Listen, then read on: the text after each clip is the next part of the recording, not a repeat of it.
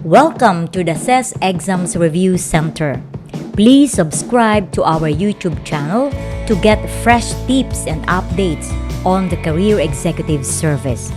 Please hit that subscribe button below. Thank you. Kayo po ba ay nahihirapan sa proseso para maging CESO? Welcome to CESO Tips. Hi, I am Rene. And I am Stella, and we will help you become a CESO. Mga ka-CESO, ang ibig sabihin ng salitang goosebumps sa Pilipino ay kilabot. Bakit ba tayo ay nangingilabot sa mga bagay na ating kinatatakutan? Halimbawa, kapag nababanggit ang higad, ay bakit bigla tayong nangingilabot? In today's episode, pag-uusapan natin ang mga bagay na kinatatakutan natin pagdating sa first stage of the CES Eligibility process, the Career Executive Service Written Examination or CESWE, in this episode entitled Fighting the CESWE Goosebumps. This is our third episode of CESO Tips. Pure straight talk, pure CES information. Walang pameme, walang sayang na oras, alam namin kung gaano kaimportante ang inyong panahon. Stay tuned and learn how to hack into your brain system where most of the answers are really found. We are just your spark plugs. This podcast is about you. It is about time you get to know yourselves para kayong mga kotse. At kami ang mga mekaniko. Titingnan namin kung maayos pa naman ang lahat ng mga parts ninyo. We will provide replacements if necessary. Then, we will fine-tune your engines, change the fluids and loose chains, and we will do all the adjustments until you are finally ready to take on the CESWE. We hope this is a fair deal. What do we get in return? Simple lang. Please follow us on Spotify. Hit that button and we are happy and thankful. Mga ka-CESO, the Career Executive Service Written Examination has been running since 1989 at marami na rin ang mga naging biktima nito. But in fairness, mas mataas ang failing rate sa CES Assessment Center. So, what's the fuss about the CESWE? Sa CESWE, we are dealing with aptitudes and certain skills that CESB need to measure in line with the government executive positions that candidates are aiming for. What are these CES positions that are available in government?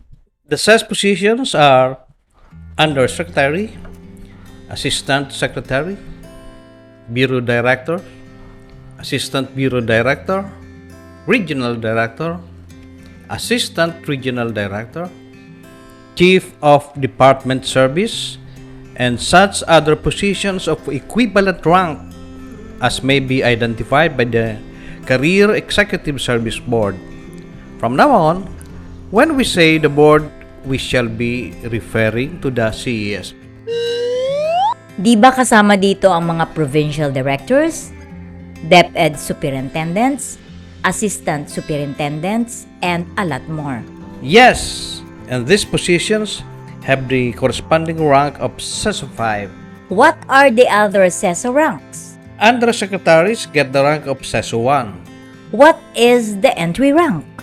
Assistant Provincial Directors and Assistant Superintendents, for example, get the CESO 6 rank, which is the lowest in the hierarchy. CESO 5 goes to Provincial Directors. CESO 4 are for Assistant Regional Directors.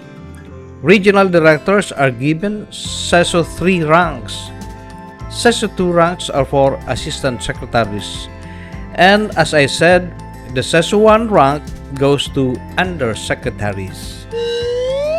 How about department secretaries? Department Secretaries are not required to have CESO ranks. They are selected and appointed by the President. What is the extent of the coverage of the CESB? The CESB covers only the third level of career service in government. Powers and authority of the CESB do not extend to the other branches of the government, which are the judiciary and the legislative. Narinig ninyo yon, mga kaseso? When we mention CESO or CES process, we will be strictly referring to the third-level positions in the executive department. Ngayon na alam na natin ang target positions ng mga gustong magseso, alam na rin natin that these are managerial positions. In short, ang hinahanap ng board ay yung may mga potentials to become government executives. When we talk of potentials, we talk of aptitudes and competencies.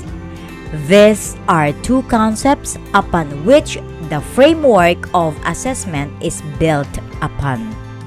The most common definition of aptitude involves an innate ability to perform an activity or task. It is, in essence, the predisposition we all come into the world with to do well in certain areas and maybe not so well in others. What are examples of aptitude? Aptitudes are an individual's inherent talents and abilities for learning or doing certain things in different areas. For example, a person's ability to carry a tune is considered an aptitude. Most people have several related talents such as singing, reading music, and playing a musical instrument.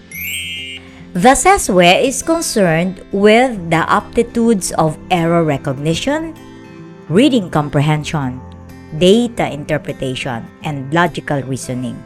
Actually, ito rin ang mga aptitudes sa civil service examinations. In the case of the CESWE, mas matindi ang mga tanong. Ang non-professional and professional examinations ng CSC ay nakafocus sa first and second levels of the career service. Ang CESWE, remember, ay for third-level candidates. Aside from the mentioned aptitudes, the CESWE explore the skills of candidates in management and effective communication. Ito ang mga nagbibigay ng goosebumps sa mga applicants ng CESWE. The CESWE is, to reiterate, a set of aptitude tests that uses some numerical reasoning and a blend of verbal reasoning, diagrammatic reasoning, abstract reasoning, logical reasoning, analytical reasoning, basic comprehension, inductive reasoning, deductive reasoning, and situational judgment. Parang halo-halo served with generous sprinkling of chili powder. Talking of goosebumps, the CESWE is a psychometric test. What is a psychometric test? Psychometric tests allow organizations to objectively test candidates not based on their background or prior experience but by measuring their personality, aptitude, and general intelligence. The most common form of psychometric test is the aptitude test, usually performed at the start of the CES eligibility process. Aptitude or cognitive ability tests are used to evaluate how well a candidate will perform certain tasks which may be necessary for the role. They are strictly timed and are also generally multiple choice. Results are standardized, meaning they will often be compared to other candidates who completed the tests under exactly the same conditions. If you viewed the CES eligibility process from the big picture, CESWE tests aptitudes. The assessment center measures competencies. The validation of on-the-job performance sees if your aptitudes and competencies reflected in your actual work, and the panel interview takes a conclusive look at all these stages through a validation interface between the candidate and the interviewers. Kung titingnan mo nga ang buong proseso ay talagang mangingilabot ka. and you can't accomplish them in just a short time. The average is 5 to 6 years. At iyan ay ang first phase pa lang kung saan ang goal is to get the CES Eligibility title. The second phase is getting the CESO rank. It might take a year or more. Talagang goosebumps ang mapapala mo kung mag-a-apply ka mag-CESO. But you, how did you cope with these goosebumps? Well, I browsed the web for materials for my review. I gathered materials from all over the net and organized them into a review system. Having been a planning officer for organizational units for a decade in 2 levels, provincial and regional, I developed a review system based on the concept, strategy, outcome approach. This planning strategy eliminates waste of time and effort, as you could wander in a dark forest looking for oil deposits when you should be out in the desert or in the ocean. I had to be clear with my goal of passing the CESWE. I never asked why to avoid stating the obvious.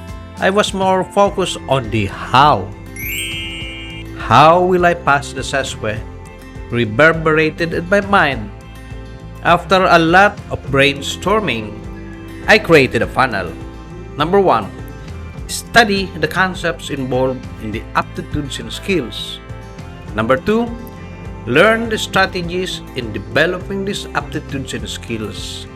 And number 3, apply them in practice tests. Gifted now with this brilliant idea, I did my review in such fashion. I studied all the definitions, descriptions, and analytical discussions of all the concepts. Identified and matched strategies to these concepts, then applied my learning into actual test practice, which I found in books and the net.